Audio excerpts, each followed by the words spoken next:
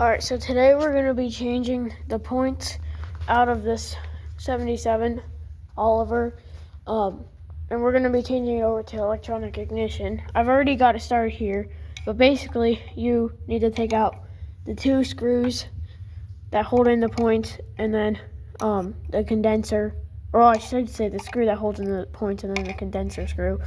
And then you're going to have to take this block, the old block, out here.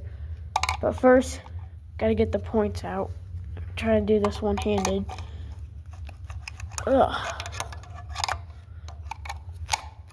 Hopefully I don't have to reuse these, because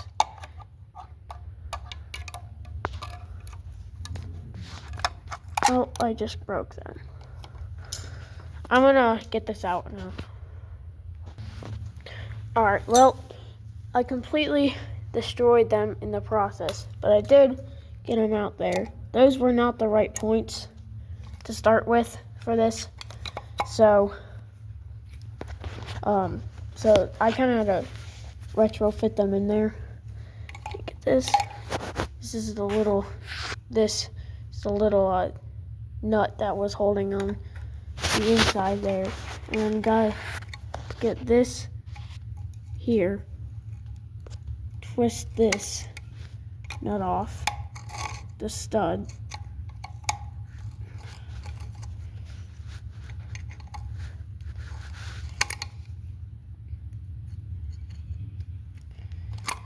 Alright.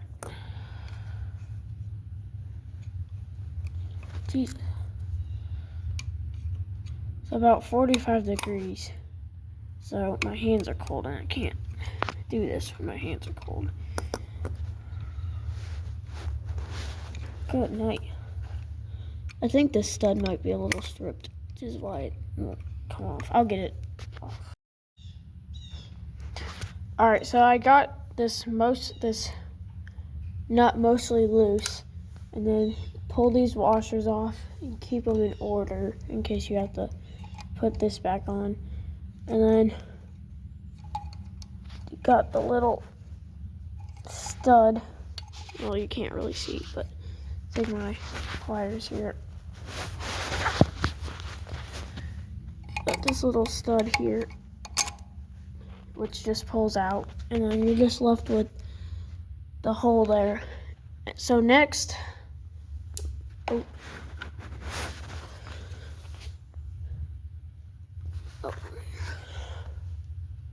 Alright, so you got that sitting there. Now I'm going to take a piece of sandpaper, maybe, if I can find some. Alright, got some right here. And I'm going to just make sure make sure that's all clean. And I'll sand it down because the electronic ignition has the ground, and it just grounds by sitting on this plate here. So if you don't get a good ground, then it's not going to work properly.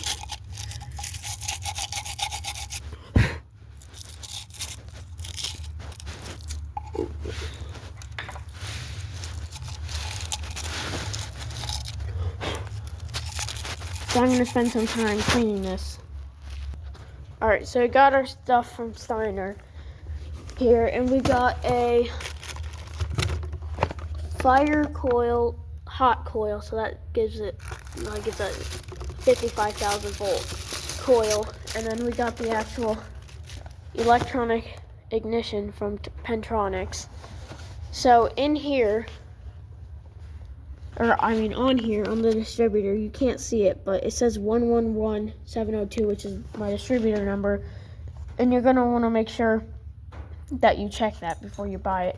So in this case, for the Oliver 77, this part number from Pentronics, or from Steiner has a different part, but make sure it just says 1168LS.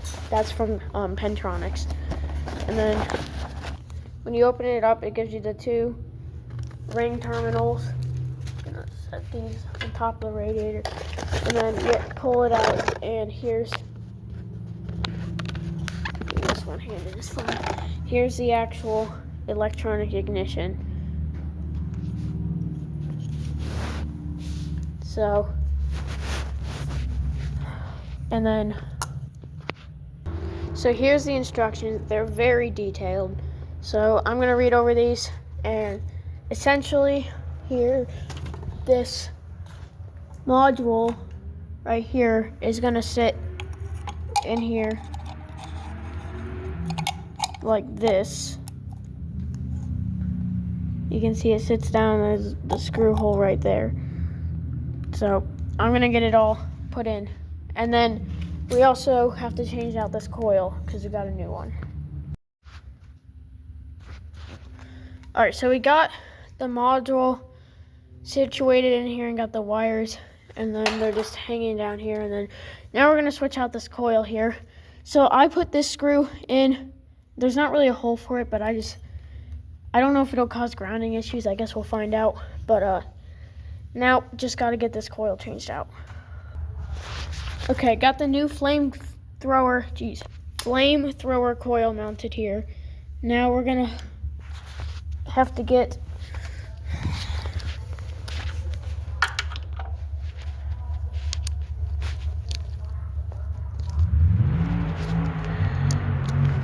all right. So loosen these. Careful. Helps if I show you guys what I'm looking at. Oh God, this is a mess.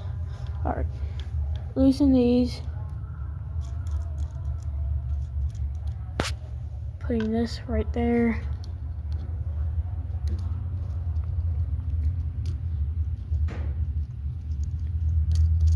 Putting this right there.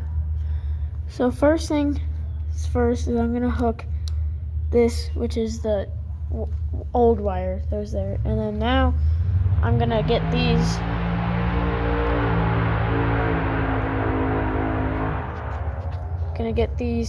cut the length.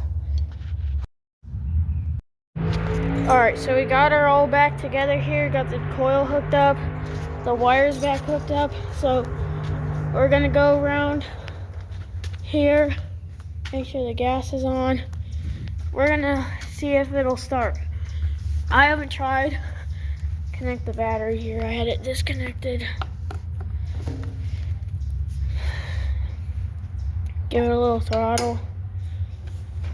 A little nervous actually. Alright, it's got some choke.